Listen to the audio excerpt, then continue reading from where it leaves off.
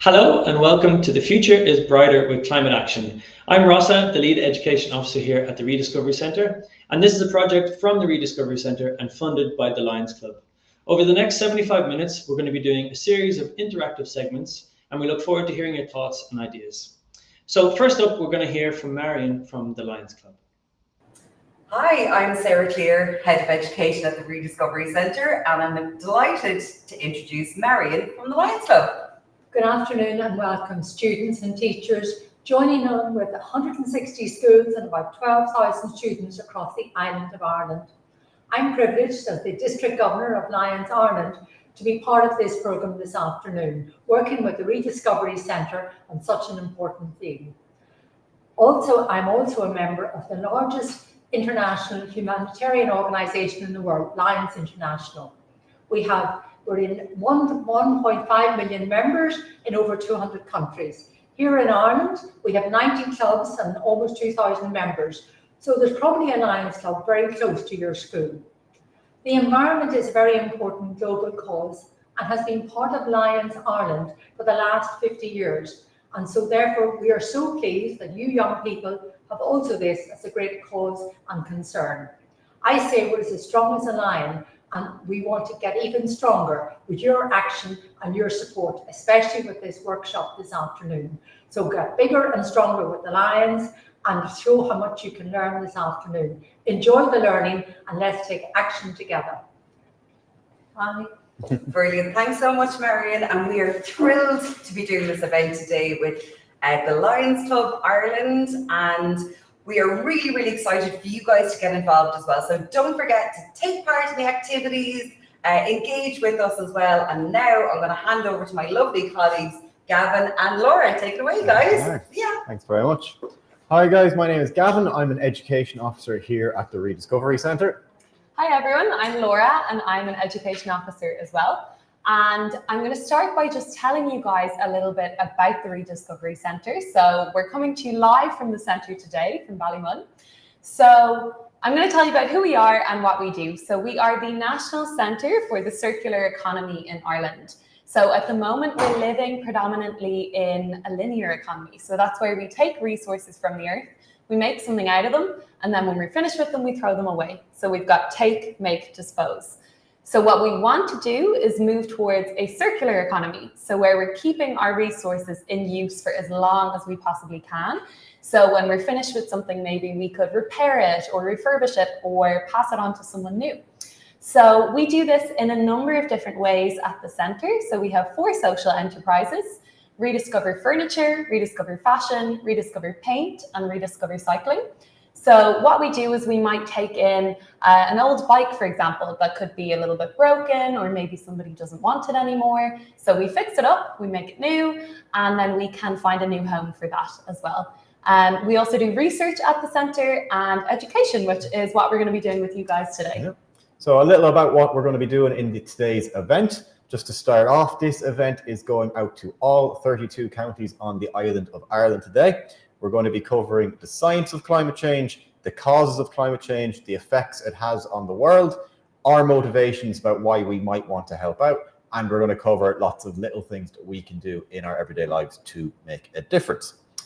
This is also going to be interactive, so we want your participation in today's event, and how we're going to do that is through menti.com. So you can scan this QR code here next to me.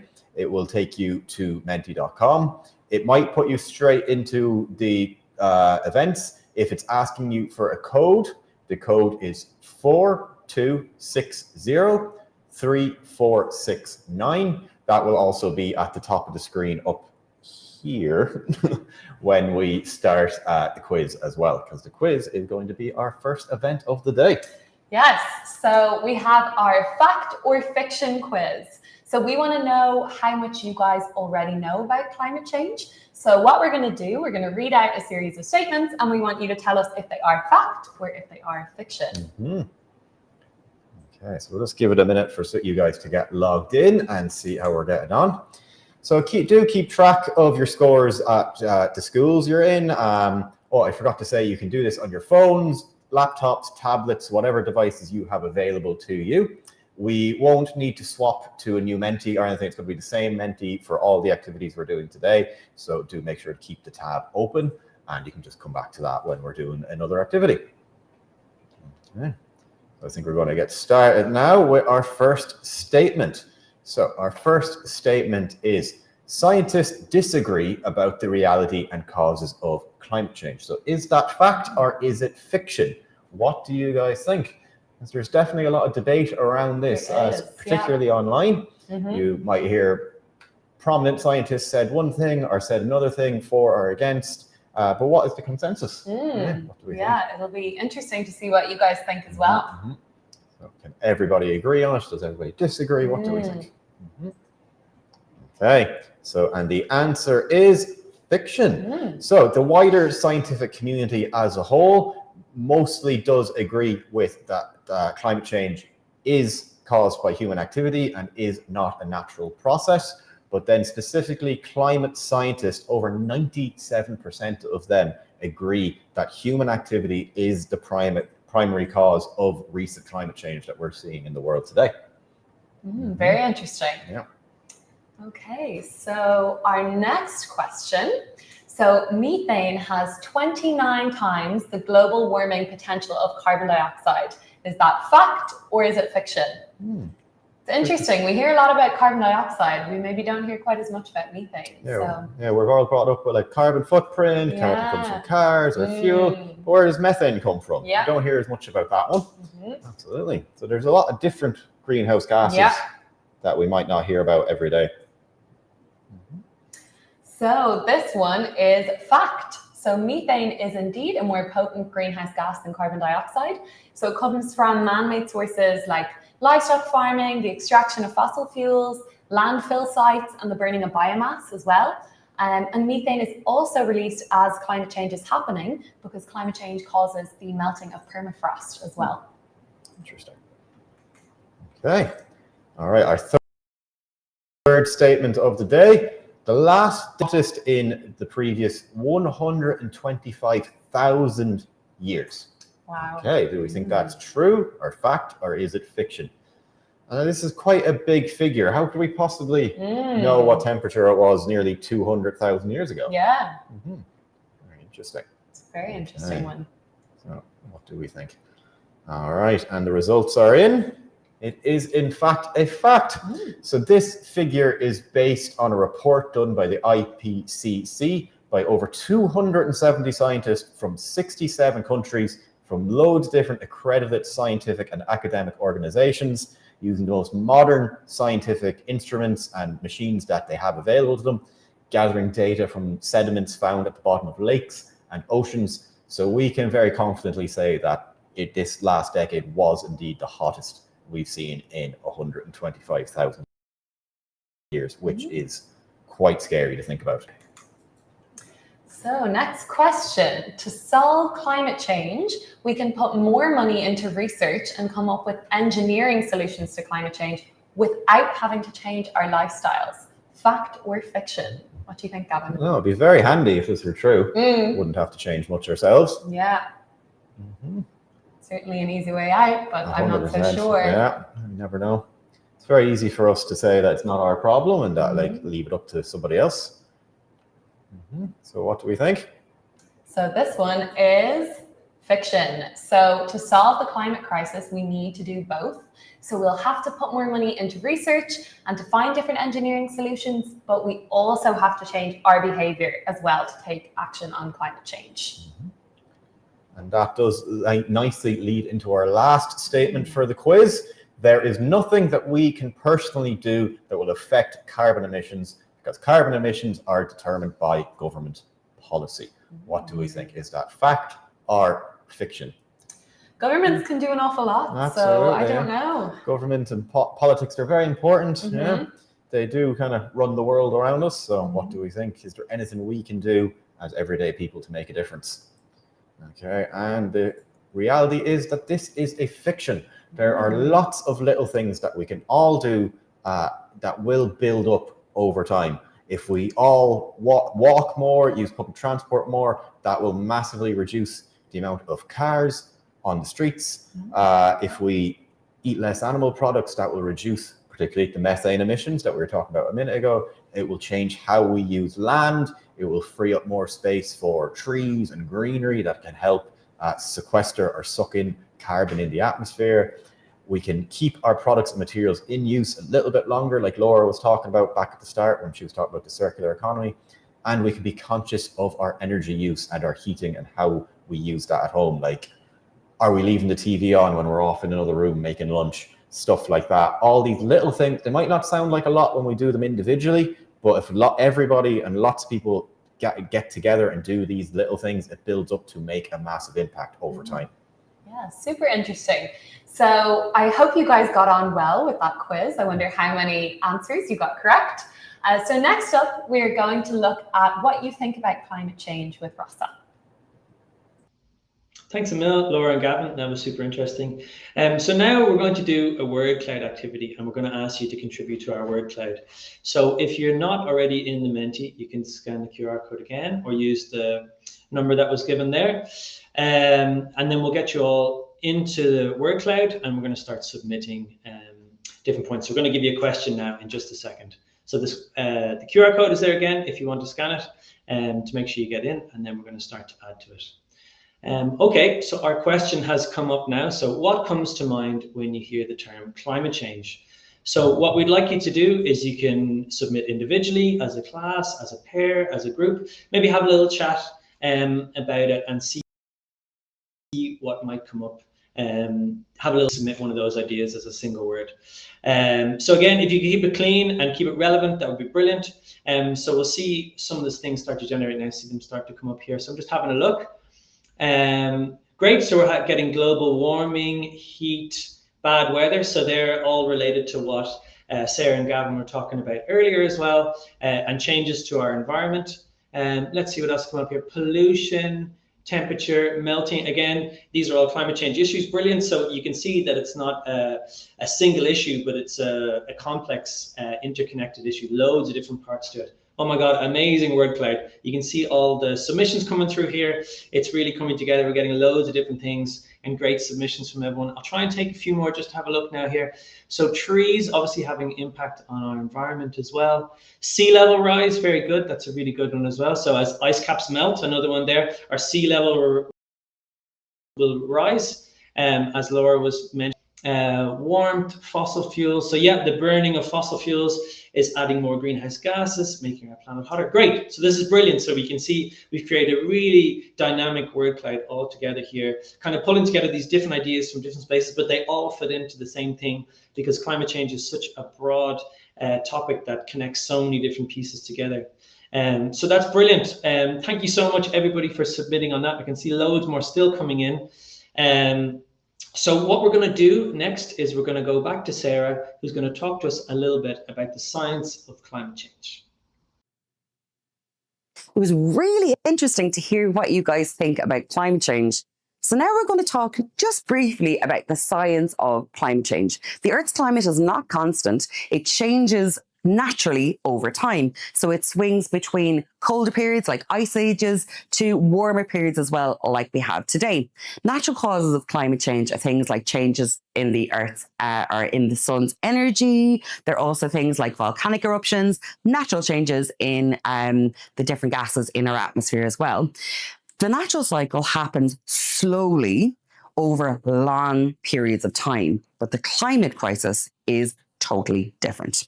What's happening here is in our atmosphere normally, what happens is the layer of protective gases around us, the atmosphere, trap in some of the sun's heat and the rest of it's radiated back into space.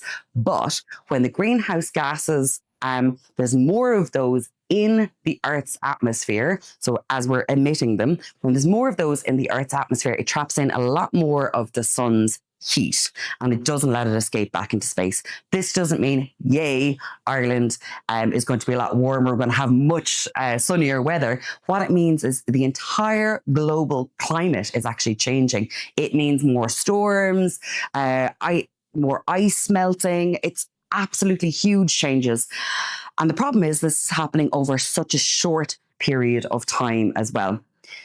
So the different greenhouse gases, I'm sure you guys know this already, but it's things like, it is carbon dioxide, but we also have methane, we have lots of different kind of gases, and all of these are changing and increasing in our atmosphere as well. So as you can see here from the graph, the carbon dioxide levels have kind of changed naturally a little bit over time. So they've changed over the last hundreds of millions of years. But what's happening is, particularly since the 1920s and 30s, is those carbon dioxide levels are absolutely increasing hugely. They are the highest that they've ever been in our atmosphere as well. And because this is happening so drastically quickly, the Earth's climate is changing, and the effects that we're feeling are a lot quicker than this as well. So later on, we're going to hear more about the problems caused by climate change, the effects of climate change, and then we're going to be looking into the solutions as well. And this is where we can all make a difference.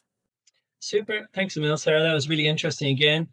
So we're going to do a Mentimeter. And so if you're not in already, we'd love you to scan the QR code, put the number in, and then you can add to this as well. So I'm going to let people start to scan if they're not in already. If you're still in, that's great. Then you have all the details there. And we're going to give you another sentence here now, and then we're going to see what we can come up with. So why do some people not believe in the science of climate change? So I want you to think about that for a second in your groups, in your pairs, in the class, and think about it, why people may not believe kind of the things that Sarah was talking about just back there as well, why people may have doubts. So just having a look at some of the things that might come through now as well here. So we have denial and word leaders, misinformation. So they're great points as well. So people are getting their news and information from different places. They're hearing things from different places. They're believing different things. So people are seeing it from their own perspectives and finding news and information from different outlets, different people. Let's see what else might come up here now as well. Just having a little look again and see if we see anything different. World leaders. Yeah, that's a very good one as well. So our world leaders are kind of dictating and telling us what's coming out in news and information as well, because it doesn't affect them. So that's a really good point as well. So maybe sometimes if things don't affect you, you mightn't believe it. It doesn't have anything to do with you. So that's a really good point as well. So everyone sees the world from their perspective, from their point of view, and then they think of things that way. Okay, that's really great. So we're getting loads of submissions in here as well. So I think we might leave it there. And we'll go on to our next part, which will be with Laura, who's going to talk to us a little bit about the causes of climate change. So now we're going to talk a little bit about the causes of climate change. So we know we have these greenhouse gases in the atmosphere, and the amounts of them have been increasing since the Industrial Revolution. But why do we have so many of them? So we've spoken about gases like carbon dioxide, methane, nitrous oxide. So the reason we have more of them is from human activities. So primary drivers of climate change are how we generate power for things like heat, electricity, transportation, our built environment as well, how we interact with the land. So deforestation, for example, is a big driver of climate change, and our consumption habits as well. So now I'm going to get you guys to take out your phones again. We're going to do another Mentimeter. So we're going to look at the top causes of climate change, and I want you to rank them from highest to lowest. Super. Thanks a million, Laura. So that was really interesting. So again, just as Laura said, we're going to do a Mentimeter, and this time we'd like you to rank them to different causes of climate change, and we'd like you to rank them from highest to lowest. So you can see there we have different causes on the list. So transport, buildings, forestry, waste, agriculture, and so on. So whichever one you think causes the most, contributes the most to climate change, we'll rank that number one. And then the things that you think maybe contribute the least, we'll rank them a little bit further down. So I'm going to give you a few minutes to kind of start to submit on that. If you're in the Menti, brilliant. If you're not, the code and the QR code and the number are there again. So you can make sure that you're in and you're able to submit these.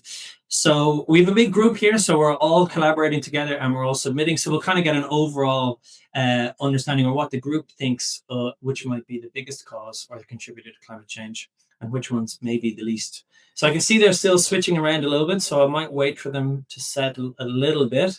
Some of them that haven't changed too much would be buildings down the bottom. So how we build is staying low, while transport and waste are staying very high at the top. So I'm going to let a few more submissions come in. You can see there's still a bit of a movement on it. And the ones in the middle don't seem to be changing too much. Aviation and shipping looking pretty steady, as well as how we build, make, and manufacture things. So I think it's starting to level off now a little bit. And I can see that transport and waste, the two of them are by far the most consistent in staying on top. So basically what the group is saying, that we think transport and waste are contributing most to climate change. And then we think agriculture, buildings, land use, those things might contribute the least. So what might be interesting to do now is to look at the results and see what the data has given us, what the scientists have discovered. And you hope you'll be able to see it on your screens now as well here. But it's actually electricity and heat is by far the biggest contributor to greenhouse gas emissions. So it's really interesting to see something that we think. So transport is huge, but it's not close to electricity and heat. So that's really interesting. So the way that we think compared to the data that we have as well. And then down the bottom, aviation, shipping, land use, and waste, surprisingly as well, is quite down the bottom. So interesting to see what we think and then look at the actual data and results that we have. So that's great. So thanks again, everyone, for submitting on that. Really love all the engagement. And we're going to go back over to Laura and Gavin, who are going to discuss some of the problems, effects, and consequences of climate change. Okay, thank you for that, Rossa. So now that we've had a discussion on the causes of climate change, we're going to think about the effects and the consequences of climate change as well. So what's happening as a result of our planet getting warmer? What do you think, Gavin? I don't know. There's lots of options out there, but we're going to be, again, putting these into our Menti. We're going to start with some of the global effects of climate change. So what are we seeing around the world as a whole? And remember to keep in mind people, planet, and pocket. So how is it affecting people around the world?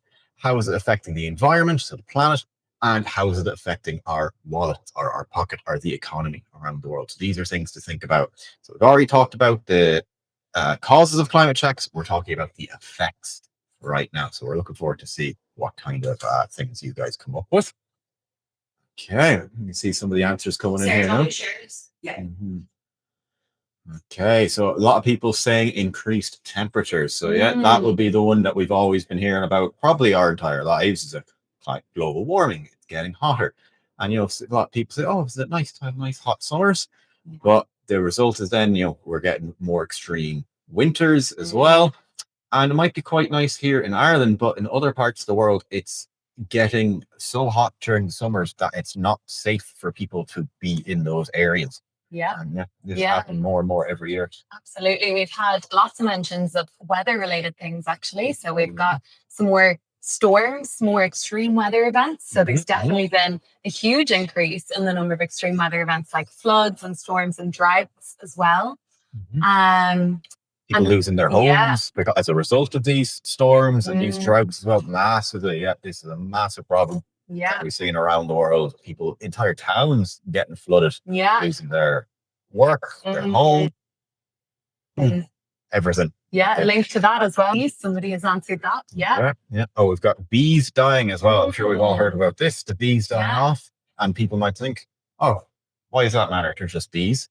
We need bees to pollinate our plants, our food. We wouldn't have honey for one, which I love. But yeah, we wouldn't have a lot of our plants, our crops, all this stuff. No strawberries. No strawberries. No strawberries without okay. We're getting weird weather. Yeah, absolutely. Let's see what else we've got here. Ice caps melting. So, and if we think about it, when ice caps are melting, what's going to happen to our sea levels then as well? Yeah, exactly. So we'll have our sea levels rising. Which can cause huge issues to coastlines and more flooding. I see they're destroying the oceans and soils. So all that ice cap, the fresh water running into the salt water, which might lead to extinction of animals as well, because animals are fish, mammals, whatever you have it at certain temperatures or certain salt levels. And if those are getting mixed up, it can seriously affect them. Very unfortunately lead to the extinction of some species. And speaking of our oceans as well, we have ocean acidification. So when we've more carbon dioxide in the atmosphere, more carbon is being absorbed by our oceans, which is lowering the pH of the oceans. And then that's causing a huge issue for biodiversity as well. Let's see what we've got. Cold parts of the world are getting hotter. Exactly. Yeah. So that's the ice caps, the northern countries, there's less ice. And again, this can affect things like polar bears, seals, penguins. That they rely on this ice to literally live on, and without it, they've lost their home. Yeah. These are great suggestions. Super answers. Yeah. Things getting more expensive. Oh, yeah, things getting more expensive. Exactly. So, we're having to use, let's say, more fertilizers to get the same results in our crops, which is then driving up the cost of production, which is driving up the cost of buying it. Yeah. All this stuff as well. Oh, acid rain as well. Yeah. So I'm sure you've heard. So this is from chemicals from our industries and our vehicles getting into the atmosphere, and they're dissolving in water in clouds. And when the rain falls back down, it brings these chemicals down with them, and it can be quite damaging to buildings and infrastructure. What's this next one? So we've got lower quality of life as well. Absolutely. I mean, we already spoke about climate refugees earlier and people losing their homes, which is certainly going to affect your quality of life, but also things like food security and water scarcity. So those are effects of climate change as well that will absolutely impact people's quality of life very as well. basic things, like if we're having lots of acid rain, this can affect plants as well. So Yeah. our local parks could get affected by this. It might not be as nice. Yeah. Life in the oceans and food as well. So absolutely seriously affecting the oceans. So a lot of people, we might not see the ocean every day if you live in an inner city or whatever. And yet definitely affects life in the oceans, which has a massive knock-on effect for the rest of the world as well. And our food chains, like so much of our food comes from the ocean. Yeah. And coral bleaching as well. So I think somebody mentioned that one earlier. Because our oceans are getting warmer, our coral is actually getting bleached, and it plays a really, really important role. So it actually protects coastlines, and it also is home for so many other marine organisms as well. All right. So great suggestions there, everybody. Clearly, you guys know loads about this already, but we're going to look a little closer to home now. So we want to see what are some of the local effects of climate change here in Ireland. So you can think about the island as a whole, but maybe think about your communities, your towns, your cities. Have you seen anything that have been going on as a result of climate change? Have you maybe been directly affected by it? Okay, so what are we getting? Oh, I see flooding in Cork. Yeah. So you probably saw that in the news. Like there was a lot of flooding in Cork over the last couple of years, particularly in Middleton. Like people's entire homes and businesses completely underwater, cars completely submerged. Yeah. We're seeing a lot more of this every year. Yeah, more storms as well. Someone has said that there, more flooding. Oh, this is an interesting one. Mosquitoes in Ireland. One of the things being found in Ireland that never used to be here before. Yeah, coastal erosion.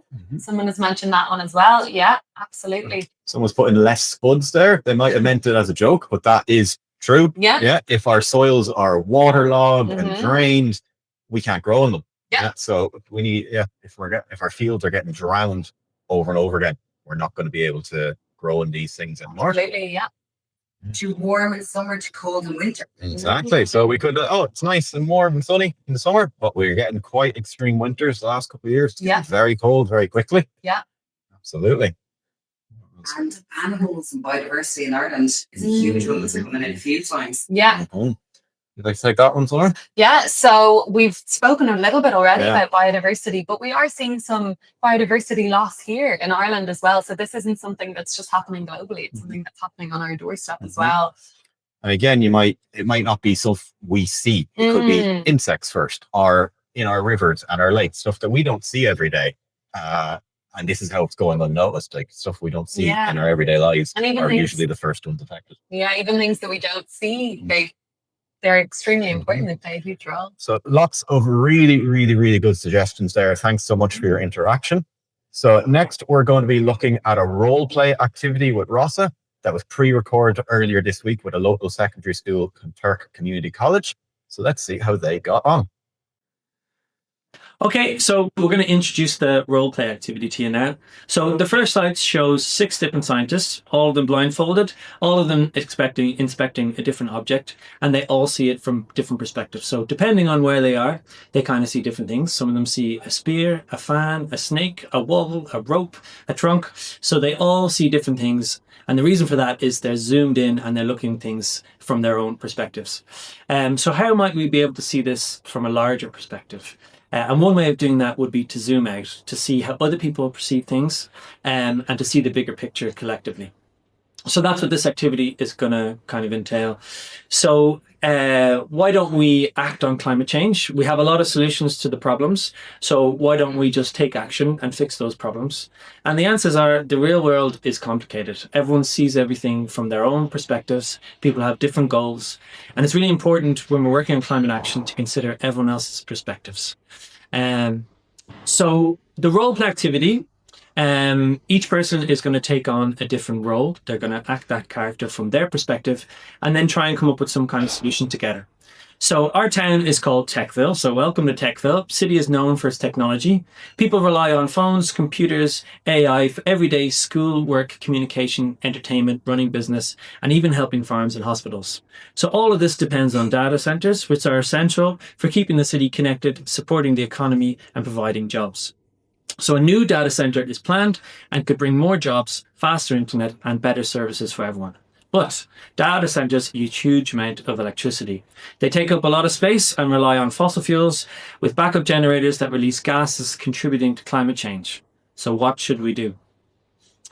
So in our role plays, we're going to talk from our perspectives. We're going to see things from our characters' perspectives, and we're going to have a little talk and try and come up with a solution that might work for everybody. So there's a presentation in the teacher's notes with follow-on activities that you can do at your class after this. My name is Fred. I'm a farmer in Techville. I'm against data centers because the new data centers use extreme amounts of energy, raising my energy costs. My family relies on electricity for milking machines and storage. Climate change affects my crops and livestock. We should have an energy solution to support both agriculture and environment. My name is Liam, and I am a student and a social media influencer. I would like to have a data center in Techville because technology is essential for my education and social life. I use multiple devices to stream videos and post daily. I need technology to edit my videos and do school assignments. We need to ensure that teens can maintain digital lifestyles. Hi, my name is Tina, and I'm a tech entrepreneur in Techville. I think the data center is a good idea because I run an online business that is much easier to handle with cloud computing and AI assistance. The data center is a potential source of jobs and innovation for the Techville, and more companies might settle in the town because of the new data center.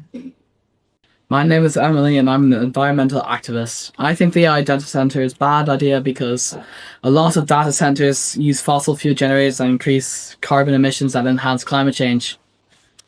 The building site will destroy local biodiversities and ecosystems, and the data centers will use a lot of water affecting the surrounding area. My name is Steve and I'm a climate and energy scientist. I think we should base our decision on scientific facts. Data centers consume huge amounts of electricity and contribute to climate change, have massive water usage for cooling. They generate e-waste and potential air and noise pollution for the area. I want to help the community to make informed, science-based decisions. My name is Mark, and I'm a CEO and data center builder. I'm planning and funding the new data center. I promise jobs, investment, and improved internet for the region. I acknowledge energy use, but emphasize modern efficiency and corporate responsibility. I want to persuade the community that the center can benefit the town. Okay, guys, so everyone's going to take on their characters and look at it from their perspectives, and then we might discuss how we might come up with a solution together for this. Okay. I'll go first. My name is Steve, and I believe that this will be horrible for the local environment. It's a big waste of water and just general e-waste. It also causes a lot of noise pollution in the area, which just won't be good for anyone, really. Mm-hmm. I'm Tina. I'm a tech entrepreneur. I think you make great points. We have to think about the jobs and the business that will come into the town. I don't think it's worth the risk to the environment to those new businesses, really. Do great help for the economy. People need jobs, I'm a CEO. I think I agree. There is more jobs, and we need to move with the times. You I gotta think More it affects efficient. my crops and livestock. We should. Hmm. The data center uses a lot of money and energy, so it makes my job harder because it affects my crops, and then I don't get enough money to support my farm. So it doesn't benefit the economy as a whole. You gotta think of the building site that will destroy local biodiversity and ecosystems. That's true. My name's Liam and I'm a student, a social media influencer. And I think we should have the data center because technology is essential for my education and social life. And it's also, we need to ensure that teens can maintain digital lifestyles. Okay. I think it's crucial to look at this through science-based facts. I mean, as time goes on, it's gonna harm the environment as a whole and our Earth that we live on. We need to embrace the future. Is it worth losing all that land, all those beautiful ecosystems, just to build one data center? We could be using reusable energy. Yeah. We should have energy solutions that supports both agriculture and the environment. Such as Wind. Wind energy. wind energy that cause a bit of noise pollution now. Then rain catching. How do you use rain catching? So we could harvest the rain. Yeah, just for the cooling instead of water waste. Good idea. Yeah. That's what I was Okay. like. Yeah. Solar energy might be better. That's a good idea. Exactly, Yeah. Try to get them on every house. Yeah. We could use nuclear energy. Okay. We could also put the solar panels on the data center that we built. I see engine's worse than people with like, nuclear energy. Yeah. It's good. I'm a scientist here. Yeah, those are the scientists. Well, we can't have it too close to the techville itself, can't we? Well, it'll be okay. I don't know if it doesn't blow. Yeah. Okay, so we have rainwater harvesting for cooling. That's great. And then you want to use some kind of renewable energy. Yeah. Solar. Solar energy would be good. Great. It's very easily applicable. So you can just put it on your roof. It's right there. Great. That's nuclear. Any other ideas we might have? We could use what's the water one? With the waves. Oh yeah. Hydroelectricity. Yeah. Hydro. Good idea. That could be. Maybe there's a river nearby or something. Yeah. Good idea. Okay. That sounds great. Yeah. Okay, great. Good solutions, everybody. Well done. Okay, I hope you enjoyed watching that. We had loads of fun with the students from Clonturk Community College last week recording that. So you can see everyone really getting into the debate and really becoming those characters. So like I said earlier, we're gonna send you on the resources so you can do that in your class as well. And we'd really love to hear back how you get on. So yeah, great to kind of take on the role play, have a little discussion from your perspectives, and then try and put a solution all together that might suit all parties. So it's really nice activity. So up next, we're going to have Sarah, who's going to be chatting to us about our motivations to take action. So over to you, Sarah. Hi, now we come to a slightly different section of our event. This is a quieter, more chilled out bit of our climate action event. So what we're going to get you guys as students to do in your classrooms is to reflect on what's important to you and what makes you want to take climate action. So teachers, if you've printed out the motivation activity sheets in advance, if you can give one to each group of students in your class, if you don't have them printed out, no problem at all. So anyway, if all the students can just take out pen and some paper as well for this activity. And what we're going to be doing here is we're going to be thinking about motivations. Finding a climate action strategy that works for you is essential when it comes to creating lasting change. You're much more likely to continue with actions and strategies that align with your goals, your strengths, and things that bring you joy. This is going to be a personal reflection. So again, you don't need to share it with anyone. It is just for yourself. And it's just time just to kind of sit back quietly, reflect, write down some ideas as well. So once you have your sheets of paper, what you're going to do is in the center of your sheet of paper, just draw a box and write in motivations. Then you're going to add 4 overlapping circles.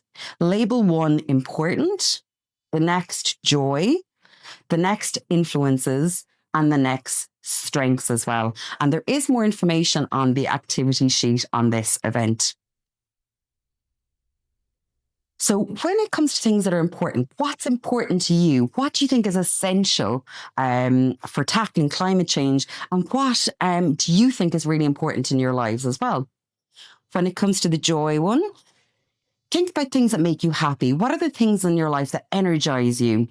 And how can you relay this into taking climate action? When it comes to strengths, all of us have different strengths. We're all unique. So think about the strengths that you can bring to a task, your skills, your interests, your areas of expertise. When it comes to influence, what can you personally change? Certainly there's part of your own behavior that you can change, but you might be able to change things as well in your group of friends, in your family, at home, at school as well. So when you've got those circles drawn out, we're going to play a really chilled out video for you guys just to relax, think about those motivations and write down your answers. And again, just for yourselves. So are you ready to have a chill and a little reflect? Off we go.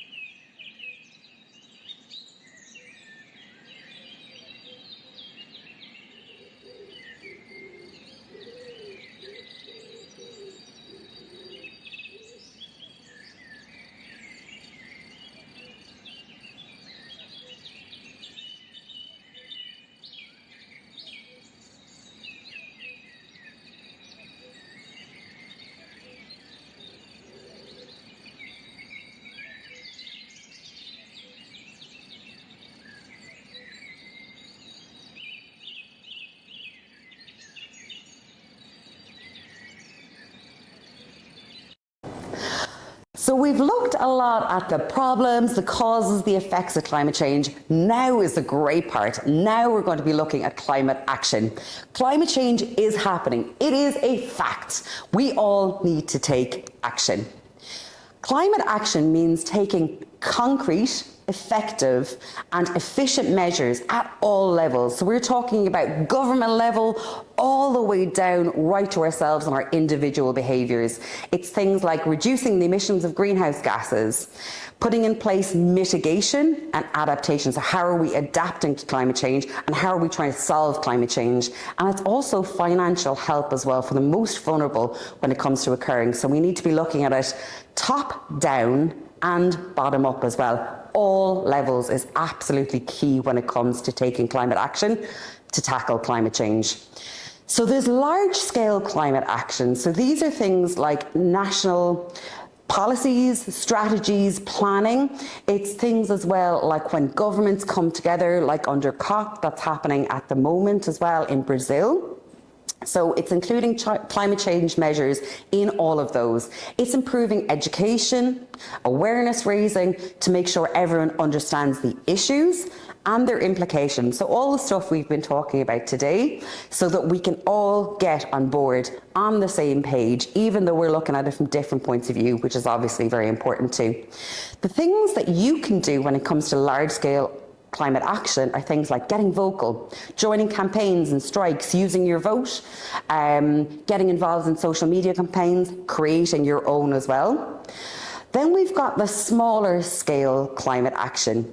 This is things like changing our diet, buying from local farms, public transportation, walking, cycling, carpooling, supporting local shops, making changes in your lives, in your homes, in your schools, things like creating swap shops, lots of different ideas like that. So later on, we're going to be seeing what you guys think and what pledges you're going to be making as well. So to inspire you a little bit, we thought we'd give you guys some inspiring facts. Walking 1 kilometre instead of using a car can save 255 grams of carbon emissions per kilometre. Eating a plant-based diet, hard to say, saves about 0.8 tonnes of carbon equivalent per year. Living car-free saves 2.4 tonnes. Even recycling 1 single aluminium can saves about 99 grams of carbon dioxide equivalent, which is enough energy to power a TV for 3 hours. Reusing material requires between 30 and 90% less energy than creating products from new resources. So these are all really important things that we can do, and I hope some of those are going to inspire you guys as well.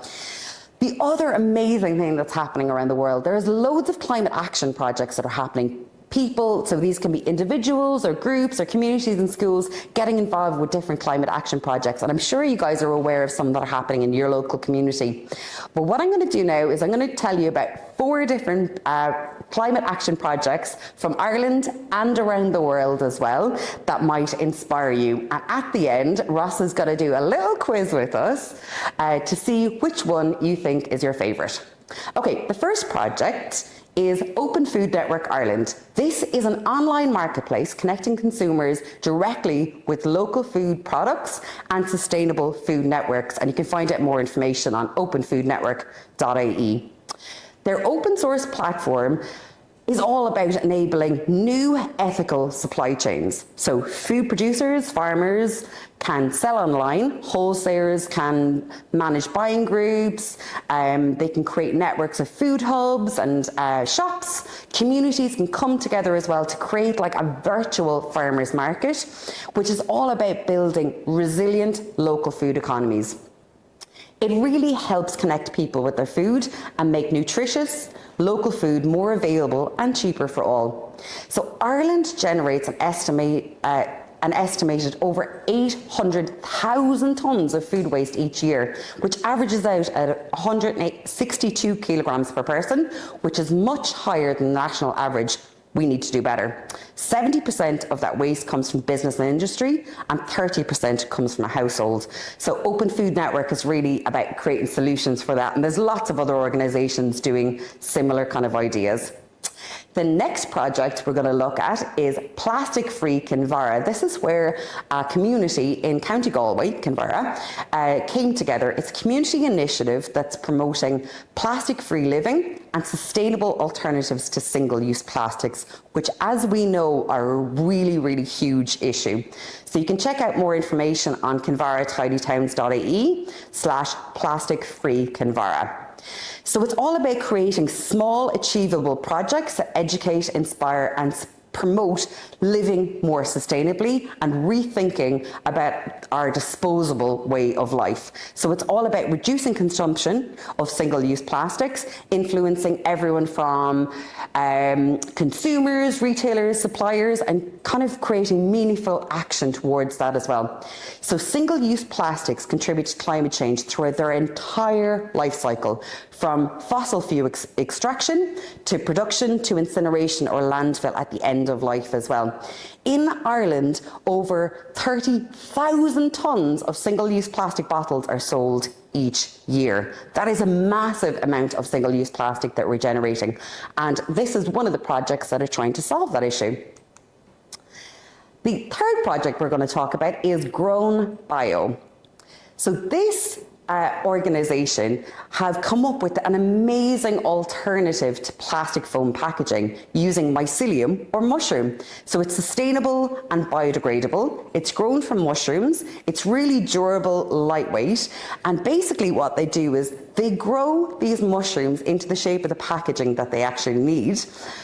When you finish with the packaging, you can put it in your home composting, and after 45 days, it will decompose, leaving no harmful residue. So this is an excellent way of, rather than using single-use plastics for packaging and things like that, having something totally different.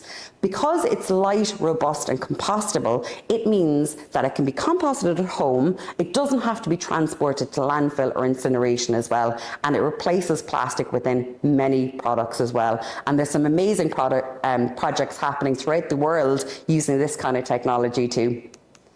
The fourth one I'd like to talk to you about is the green credit card. So this is something very new, actually. I was very excited when I heard about this one. So this is South Korea's initiative that uses a credit card platform to provide economic rewards for eco-friendly behaviours, and also the card itself is made out of bioplastics, which is just amazing.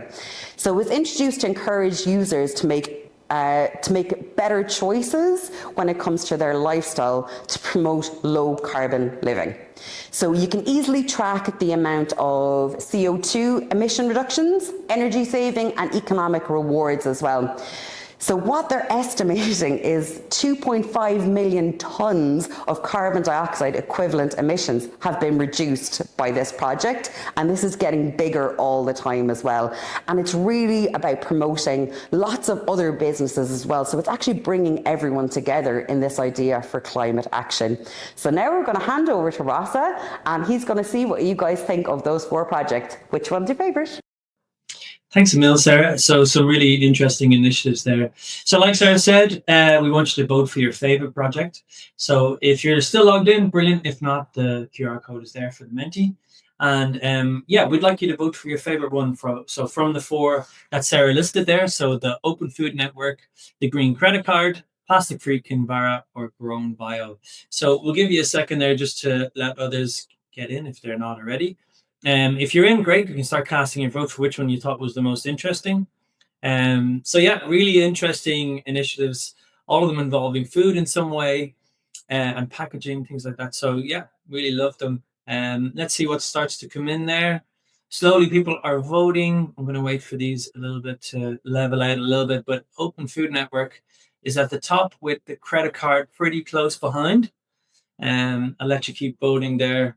Plastic Free Kinvara and Grown Bio down the bottom. So I'm going to leave it for a second, just see if those change massively or not.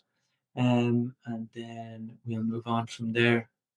They're not changing loads. Yeah. Okay. They're kind of leveling out. Well, close now. Open Food Network is coming back up. So the green credit card and the Open Food Network, they're both at the top. So your favorite or the most impressive one. So that's really good. And thanks again for everyone for submitting on that and casting your vote. So we're going to go back over to Sarah for the climate action pledge. So guys, we hope you've been enjoying the event so far. And as we come towards the end, what we are asking all students to do is to make a climate action pledge yourselves. So this can be anything from individual actions, things you might be changing in your lifestyle, to maybe slightly bigger. So working in groups with other people in your class or in your school. It could even be class-wide or school-wide projects as well. So there's lots of different ideas of things that you could do. So everything from thinking about your energy use, how you get around, maybe asking for less lifts and things like that. It could also be things like actually setting up some social media campaigns around climate action as well. So there's amazing things that you guys can do. But what we want you to do as well is not just make these changes and make the pledge. We also want you to assess the impact that your pledges are going to have. So you're going to measure your carbon footprint before and after your pledges, so you can actually see what a difference the changes that you're going to make or your projects are going to actually make. So carbon footprint is the total amount of greenhouse gases that are emitted by an individual or an organization or a product over a given period of time. This includes both direct actions, such as driving a car, but also indirect actions as well. So things like the energy used to manufacture goods. So it's really putting together all the different ways that that greenhouse gases and carbon is actually emitted through our actions. So it's everything from how much energy it takes water to be pumped into our house for like washing our teeth, to things like the amount of energy that we're saving by recycling something as well. It's all of these different things. So what we'd like you to do is to use a carbon footprint calculator, and the one that we're recommending is from WWF, and you'll see the link here on the screen as well, but you can use other ones as well. It's just one that we find works really, really well. So measure your carbon footprint before and after your pledges, and make sure to let us know about it. So there's a link right here for our survey. So you can put in the name of your school, even the name of your group as well. And you can put in what your pledge is and how much carbon, how much you're going to be reducing your carbon emissions by as well. So we really hope you guys get involved. This is going to be a really exciting initiative. And we can't wait to hear what your pledges are as well. So guys, looking forward to it. Okay, so that does bring us to the end of today's event. I just want to say such a big thank you to all you guys out there around Ireland for participating today, putting in your comments. We really hope you enjoyed today's workshop. We really hope you got something out of it. And again, thanks so much for taking part and getting all those comments in there. Yep. And a very big thank you to the Lions Club again for funding this event. And thanks to the teachers for taking part today, and to all the staff here behind the scenes at the Rediscovery Centre as well. So don't forget to take your climate action pledges. So try to think of something that would be realistic and cool for you guys to do at your school or at home. And we really look forward to hearing them. I can't wait. Okay. And guys, just want to say a huge thank you to everyone taking part. There were some amazing answers to a lot of the questions as well. And we're really, really glad that you guys took part as well. So thank you all to everybody, except those who put in bold comments. Do not approve of that. But in general, guys, you were amazing. And thank you all so much. We're so excited. And a huge thank you to the Lions Club as well. And from all of us here, bye. Thanks so much.